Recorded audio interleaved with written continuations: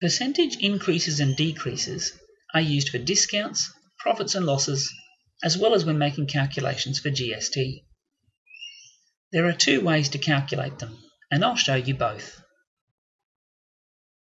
A digital camera was bought for $467 and was later sold at a 20% loss.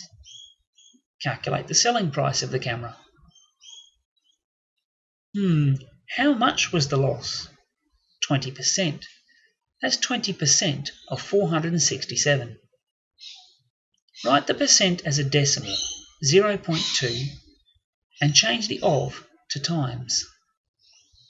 Now get your calculator out. 0.2 times 467. 93.4. $93.40. So, have I answered the question yet? No, I haven't. This is the amount of the loss. The question asks for the final selling price of the camera. So, I have to subtract the loss from the original price. The selling price of the camera was $373.60.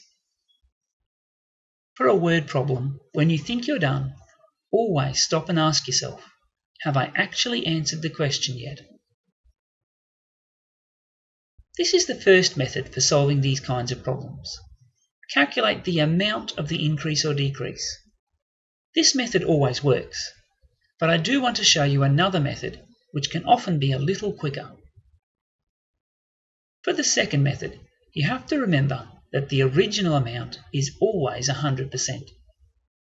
The original amount is 100%. Well, what percentage do I want here?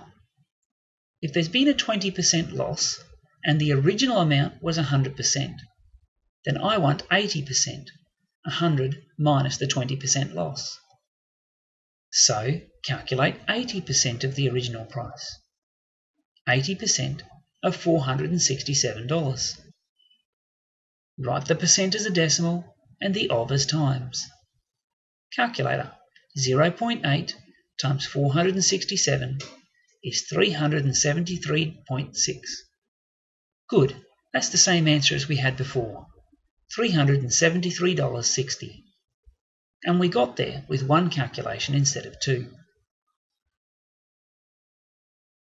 So method 1 was to calculate the amount of the increase or decrease. For method 2, you remember that the original amount is 100% and work out the percentage you want first.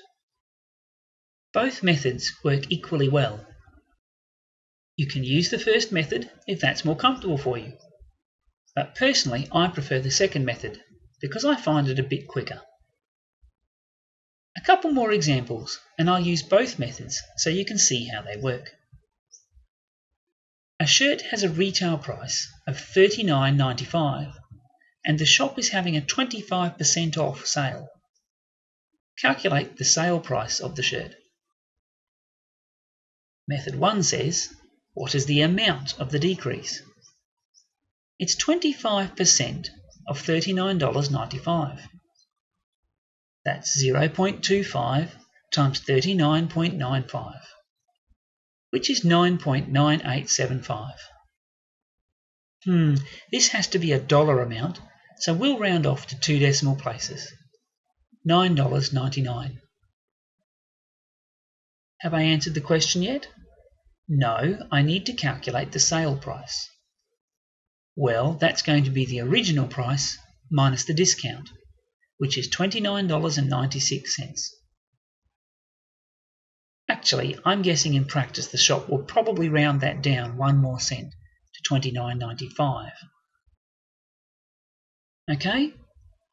Or you can use method 2. The original amount is 100%. What percentage do I want? Well, if there's a 25% discount off 100%, then I want the remaining 75%. So that's 75% of $39.95, which is 0.75 times 39.95. That comes to $29.9625, which we'll round to the nearest cent, $29.96. Same answer. You choose which method you prefer. Let's try an increase. Your salary is $45,560. You receive a pay rise of 6%. Calculate your new salary. Okay, method 1. What is the amount of the increase? It's 6% of the original salary. 6% of $45,560.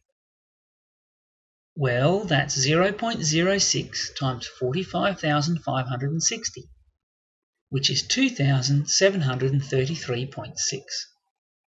Let's write it in dollars and cents. $2,733.60.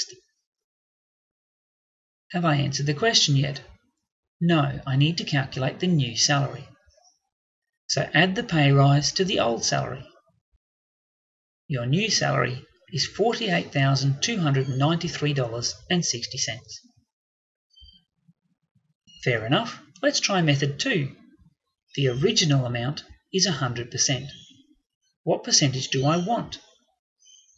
Well, if you've got a pay rise of 6% on top of an original salary that's 100%, then I need to calculate 106% of the original salary.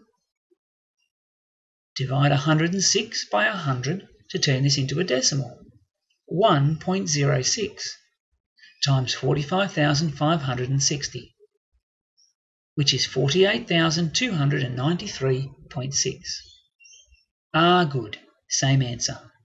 $48,293.60.